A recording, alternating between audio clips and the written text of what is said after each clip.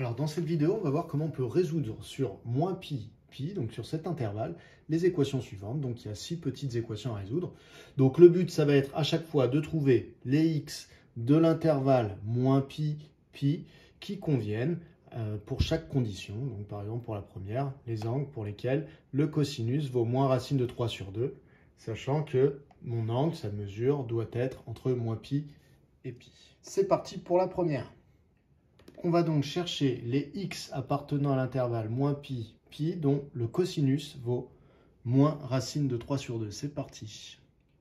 Donc, dans un premier temps, je vais chercher un point de mon cercle trigonométrique qui a une abscisse égale à moins racine de 3 sur 2, puisque je veux que le cosinus soit égal à moins racine de 3 sur 2. Et je vous rappelle que le cosinus d'un angle, c'est l'abscisse du point sur le cercle trigo qui représente l'angle. Donc, j'aimerais bien savoir où sont les points du cercle trigo qui représentent un angle dont le cosinus est moins racine de 3 sur 2. Je cherche donc les points du cercle trigo dont l'abscisse est moins racine de 3 sur 2. Donc, je vais rentrer ici, histoire de le faire proprement, moins racine de 3 sur 2. Donc, vous connaissez la manière d'écrire une racine carrée dans les logiciels de programmation, SQRT, comme square root en anglais. Donc, racine de 3 sur 2. Je valide, ça me trace effectivement la droite ici qui me donne tous les points dont l'abscisse est moins racine de 3 sur 2. Alors ici, vous voyez que parmi tous les points qui ont comme abscisse moins racine de 3 sur 2 sur mon graphique, eh bien, il y en a deux finalement qui sont sur le cercle trigonométrique. Il faut les identifier. Donc pour les identifier, déjà, vous voyez que quand le cosinus vaut du plus ou moins racine de 3 sur 2, vous devez savoir que dans votre tableau de valeurs à connaître par cœur, eh bien c'est associé toujours à un sinus soit de 0,5, soit de moins 0,5. Et ça, vous savez que ces fameux sinus ici, on s'en sert pour couper le cercle en 12 parts égales, c'est-à-dire la moitié du cercle en 6 parts égales. C'est donc du pi sur 6 qu'on va avoir dans nos formules. Donc voilà le découpage du cercle qui nous permet de trouver les points qui sont ici. Alors après on compte, ce sont des parts de pi sur 6, donc on part toujours d'ici, donc ça fait pi sur 6, 2 pi sur 6, 3 pi sur 6, 4 pi sur 6, 5 pi sur 6. Et il y a aussi moins pi sur 6, moins 2, moins 3, moins 4, moins 5 pi sur 6.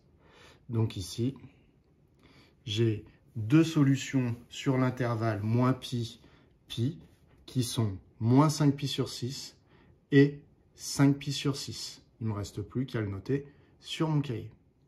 Donc le cosinus de x sera égal à moins racine de 3 sur 2 sur l'intervalle moins pi, si et seulement si x égale 5 pi sur 6 ou x égale moins 5 pi sur 6. On peut passer au suivant. On va chercher les x dont le sinus est égal à racine de 2 sur 2, mais attention, les x seront sur l'intervalle moins pi. On revient sur notre logiciel, on va réinitialiser tout ça. Et donc cette fois-ci, je veux que le sinus soit égal à racine de 2 sur 2. Donc les sinus se lisent sur l'axe des ordonnées. Donc je veux trouver les points de mon cercle trigonométrique dont l'ordonnée vaut racine de 2 sur 2.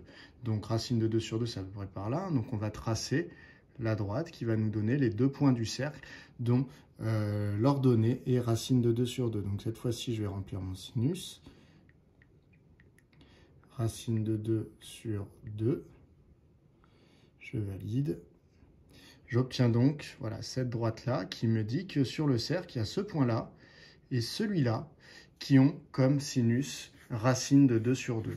Alors racine de 2 sur 2, vous savez que c'est une valeur qui est associée à du pi sur 4. Donc je vais découper mon cercle en pi sur 4. Ça me donne ce découpage-là.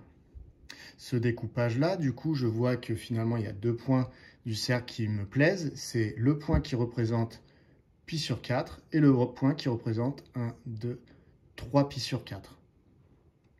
Donc finalement, j'ai pi sur 4 et 3 pi sur 4 qui sont les deux valeurs de x entre moins pi et pi qui vérifient ma condition qui est que le sinus doit être égal à racine de 2 sur 2.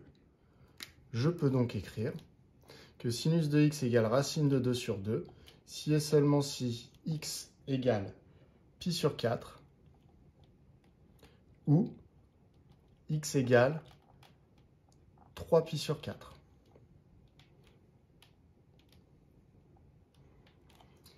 On essaye avec sinus de x égale moins 1/2. Je vais donc chercher les x tels que, dans l'intervalle, moins pi pi, tel que leur sinus vaut moins 1/2. Alors, le sinus, si il doit être égal à moins 1/2, je cherche donc les points du cercle trigonométrique dont l'ordonnée vaut moins 1/2. Je vais avoir un point par ici et un point par là. Il ne me restera plus qu'à identifier les angles qui correspondent à ce point. Alors, donc, le sinus, je veux qu'il soit égal à moins 1/2. Voilà, hop. Et donc, ça me donne mes 2 points. Alors ici, vous, quand vous faites ce petit dessin sur votre brouillon, puisque vous êtes obligé de le faire, hein, eh bien, ça va vous donner quoi? Ça vous donne 2 points, et vous savez que quand un sinus vaut 1/2, c'est qu'on est sur du découpage de pi sur 6. Voilà. Et donc après, à nous d'identifier les angles, on va avoir moins pi sur 6 et moins 5 pi sur 6. Donc ici, on vérifie, on a moins pi sur 6 et moins 5 pi sur 6. Il y a donc 2x dans moins pi qui nous donne un sinus de moins 1/2. C'est moins pi sur 6 et moins 5 pi sur 6. X égale moins pi sur 6 ou x égale moins 5 pi sur 6. On passe au suivant. Il faut que cosinus de x soit égal à moins racine de 2 sur 2. Vous avez certainement compris le principe, donc on va accélérer un petit peu. Il faut que cette fois-ci, le cosinus soit égal à moins racine de 2 sur 2. C'est donc une abscisse qui m'est imposée. Et donc, l'abscisse est négative, hein, moins racine de 2 sur 2. Donc, ça va être par là. Donc, cosinus moins racine de 2 sur 2. Alors, vous savez que racine de 2 sur 2, c'est toujours associé à du pi sur 4. Donc ici, on va privilégier un découpage en pi sur 4. Et effectivement, on tombe bien sur les 2 points qui nous plaisaient. Et donc, maintenant, on compte. Il y avait du coup 3 pi sur 4 et moins 3 pi sur 4. Donc voilà mes 2 solutions de mon équation. Moins 3 pi sur 4 et 3 pi sur 4. C'est donc équivalent à dire que x égale moins 3 pi sur 4 ou x égale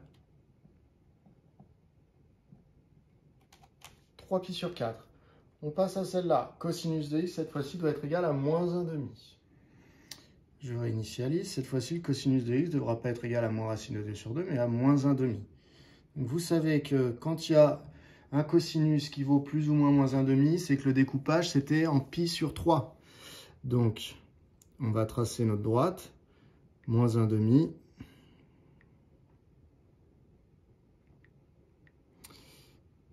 Et donc, on va avoir ici, on sait que c'est un découpage en pi sur 3. Donc, on le tente et on tombe bien sur les bons points.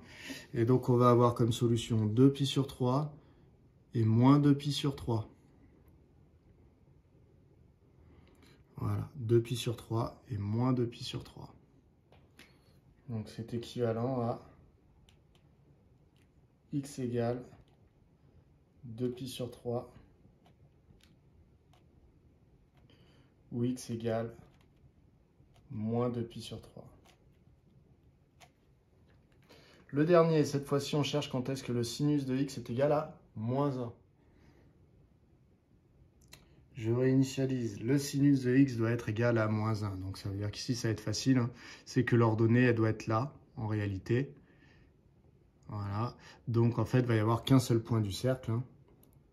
Et donc le seul point du cercle qui a comme, alors c'est même pas la peine de tracer, hein, le seul point du cercle qui a comme ordonnée moins 1, il n'y en a qu'un ici, hein, il représente l'angle moins pi sur 2 quand on est sur l'intervalle moins pi, pi. Donc on va avoir une seule solution ici qui va être moins pi sur 2. Donc sinus x égale moins 1, si et seulement si, x égale moins pi sur 2. Alors, je vous rappelle que ces équations, nous les avons résolues sur l'intervalle moins pi, pi, c'est-à-dire que quand on trouvait des points sur le cercle, on donnait les mesures principales des angles qui étaient représentés par ces points. Voilà. Donc très très important, on était entre moins pi et pi. Si bien sûr on se met sur R tout entier, eh bien il n'y aura pas que deux solutions, hein, il y en aura une infinité, puisque à chaque fois que vous repasserez par le point qui correspondait à 5pi sur 6 ou à moins 5pi sur 6, eh bien ça vous donnerait un nouvel angle qui aurait encore le même cosinus. Donc on fait bien attention, ici on a résolu sur moins pi, mais c'est la situation qui est demandée à votre programme de terminale. Si jamais vous voulez le fichier GeoGebra, un commentaire, je vous l'envoie, ou sinon il est aussi disponible sur mon site.